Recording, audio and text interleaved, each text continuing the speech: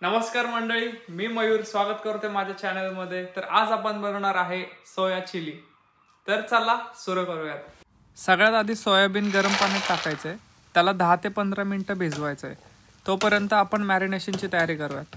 त्यासाठी मी घेतले दही, काश्मीरी चिली पावडर, हळद, कांदा लसूण मसाला, धना पावडर, मीठ, बारीक चिरलेलं आलं लसूण, तेल आणि फ्राय करायचे त्यासाठी थोडासा मैदा। हे व्यवस्थित मिक्स करायचे।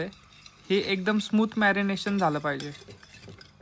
त्याच्यानंतर सोयाबीन थंड पाण्यात काढून घ्यायचे आणि त्यातलं पाणी काढून व्यवस्थित पिळून ते मॅरिनेशनमध्ये टाकायचे। व्यवस्थित मिक्स करायचे जेणेकरून ते इक्वली कोट झालं पाहिजे।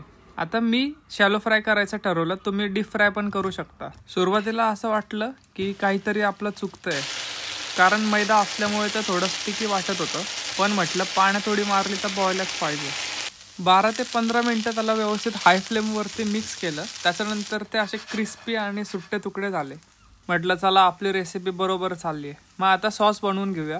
त्यासाठी एका पॅनमध्ये तेल घ्यायचं आहे, त्यात बारीक चिरलेले आलं आणि लसूण टाकायचं आहे, उभ्या चिरलेल्या हिरव्या मिरच्या टाकायच्या आहेत, बारीक चिरलेला कांदा टाकायचा आहे आणि थोडं फॅन्सी दिसावं म्हणून मी 3 वेगवेगळ्या कलरच्या कॅप्सिकम घेतल्यात आणि चौकोनी क्यूबमध्ये टाकलेत।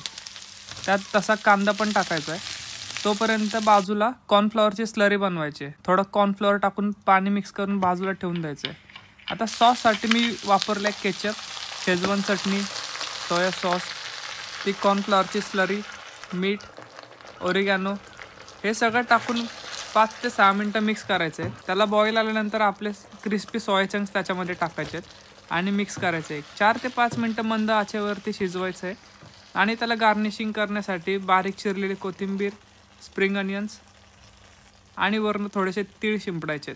एक number restaurant style soya chilli ready आहे। तुम्ही तुमच्या फॅमिलीला खाऊ घाला, सगळे तुमचे फॅन होतील। ही सोया चिली नक्की ट्राय करून बघा। आवडली तर आपल्या चॅनलला लाईक, शेअर आणि सबस्क्राईब करा। यासारखे भरपूर व्हिडिओ मी तुमच्यासाठी घेऊन येतोय। भेटूयात पुढच्या व्हिडिओमध्ये।